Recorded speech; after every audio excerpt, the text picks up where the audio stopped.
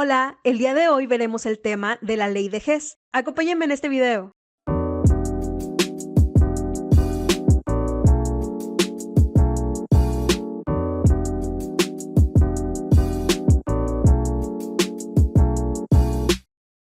Muy bien, empecemos primero con la teoría acerca de la ley de Hess.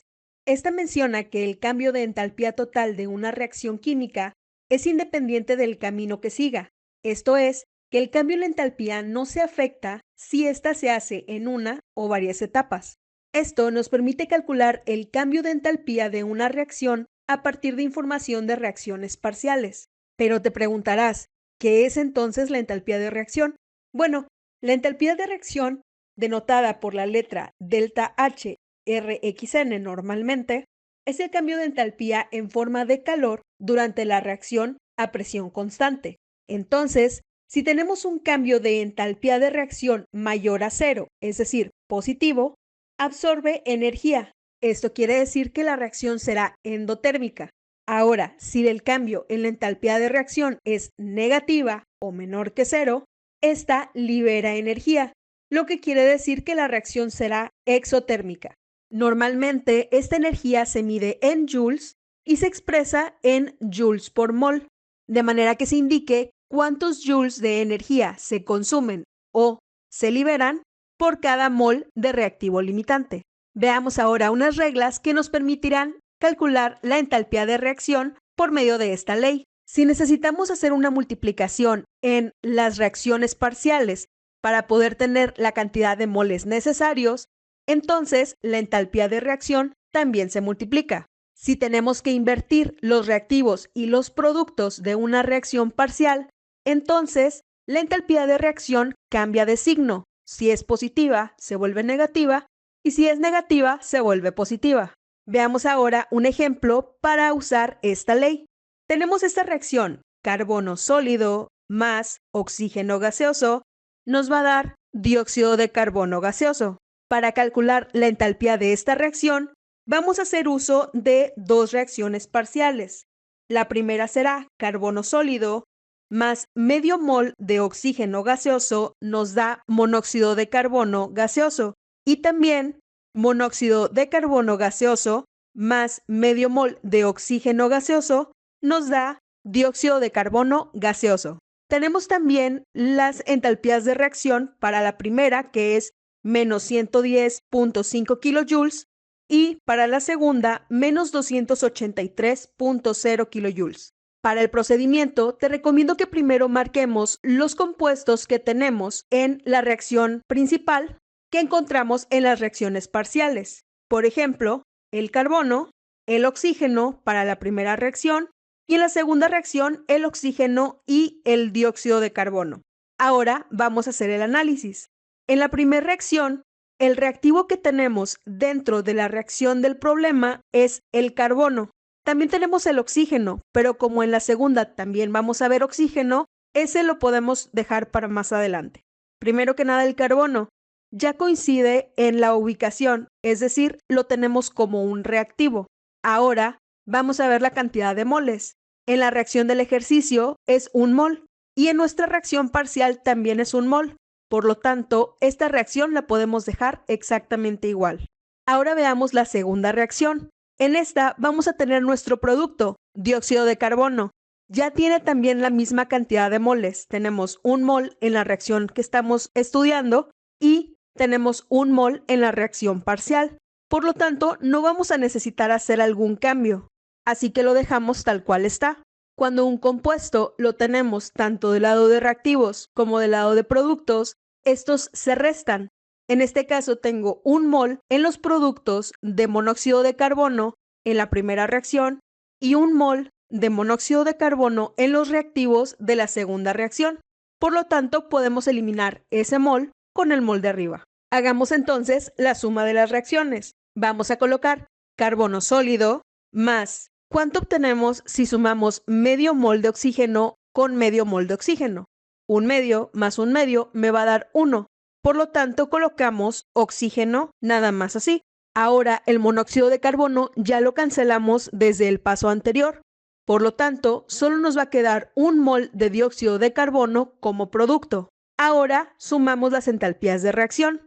Menos 110.5 kilojoules menos 283.0 kilojoules nos va a dar como resultado menos 393.5 kilojoules.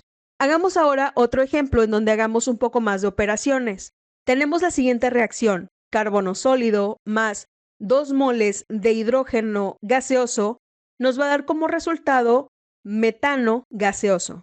La primera reacción parcial que usaremos será carbono sólido más oxígeno gaseoso nos da dióxido de carbono gaseoso. La entalpía de esta reacción es menos 393.5 kilojoules. La siguiente reacción será hidrógeno gaseoso más medio mol de oxígeno gaseoso nos da como resultado agua líquida. La entalpía de esta reacción es menos 285.8 kilojoules. En la tercera reacción tenemos metano gaseoso más 2 moles de oxígeno gaseoso nos da como resultado dióxido de carbono gaseoso más 2 moles de agua líquida. La entalpía de esta reacción es menos 890.3 kilojoules. Hagamos entonces el análisis para obtener la entalpía de nuestra primera reacción. Vamos primero a indicar cuáles son los compuestos que tenemos en la reacción del ejercicio. En la primera reacción tenemos el carbono, en la segunda reacción tenemos el hidrógeno y en la tercera reacción tenemos el metano. Ahora analicemos las cantidades. Para la primera reacción, el carbono tiene 1 mol y en la reacción del ejercicio también tenemos 1 mol. Por lo tanto, esta reacción no la vamos a modificar y la vamos a copiar exactamente igual. Revisemos ahora la segunda reacción. En esta tenemos 1 mol de hidrógeno y en la reacción del ejercicio tenemos 2 moles de hidrógeno. Por lo tanto, vamos a multiplicar todo por 2. Quedaría entonces 2 moles de hidrógeno gaseoso más 2 por 1/2 me va a dar 1. Sería entonces 1 mol de oxígeno gaseoso y me dará como resultado 2 moles de agua líquida. Recuerda que la entalpía también se multiplica por 2. Por lo tanto, la entalpía en este caso es menos 571.6 kilojoules. Ahora veamos la tercera reacción. En este caso, si te das cuenta, el metano se encuentra en los reactivos y nosotros lo necesitamos en los productos. ¿Te acuerdas qué es lo que teníamos que hacer en este caso? Correcto. Lo que vamos a hacer es invertir la reacción. Esto quiere decir que vamos a intercambiar productos y reactivos y también vamos a multiplicar por menos 1 la entalpía de reacción. Queda entonces 1 mol de dióxido de carbono gaseoso más 2 moles de agua líquida nos da como resultado 1 mol de metano gaseoso y 2 moles de oxígeno gaseoso. La entalpía de esta reacción es 890.3 kilojoules positivos. En el siguiente paso vamos a cancelar los valores que tengamos iguales de un lado y del otro, como lo vimos anteriormente. Entonces, tengo en la primera reacción dióxido de carbono y en la última reacción también. Los puedo cancelar porque uno está en productos y el otro en reactivos. Ahora veamos el oxígeno. Del lado de reactivos tengo 1 mol en la primera reacción y 1 mol en la segunda reacción. En total son 2 moles. Y en la tercera reacción tengo 2 moles del lado de productos, por lo tanto también los puedo cancelar. Finalmente, el agua líquida tengo 2 moles en los productos de la reacción 2 y 2 moles en los reactivos de la reacción 3, por lo tanto también los puedo cancelar. Entonces, si hacemos la suma de estas 3 reacciones, tenemos carbono sólido más 2 moles de hidrógeno gaseoso, nos da como resultado 1 mol de metano gaseoso. Lo que sigue es hacer la operación con las entalpías que tenemos del lado derecho. Menos 393.5 kilojoules, menos 571.6 kilojoules, más 890.3 kilojoules, me dan como resultado menos 74.8 kilojoules. Espero que esto resuelva tus dudas con respecto al tema de la ley de Hess. Recuerda que si quieres aprender más sobre matemáticas, física y química, te recomiendo estar pendiente de mis próximos videos. También te invito a seguir mi contenido y ver los ejercicios que te dejé de este tema en TikTok e Instagram en @leyentrenúmeros. Te leo en los comentarios y nos vemos en el próximo video. Bye.